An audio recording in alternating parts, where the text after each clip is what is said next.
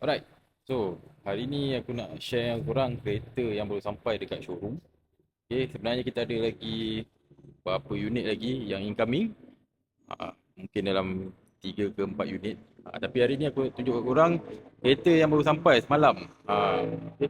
Jadi macam korang boleh tengok dekat depan ni, yang ini adalah Toyota Alphard Type Gold. Kenapa dia Type Gold? Sebab dia ada logo emas dekat tengah-tengah ni. So version ni dia ada 3 LED. Kalau yang low spec selalu datang dengan 2 LED ataupun 1 LED lah.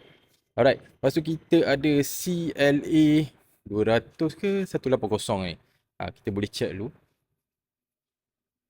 Okey, ni CLA 180. CLA 180. Alright. CLA 180 ni dia punya engine 1.3 turbo AMG. Dia 1.3 turbo. Hello.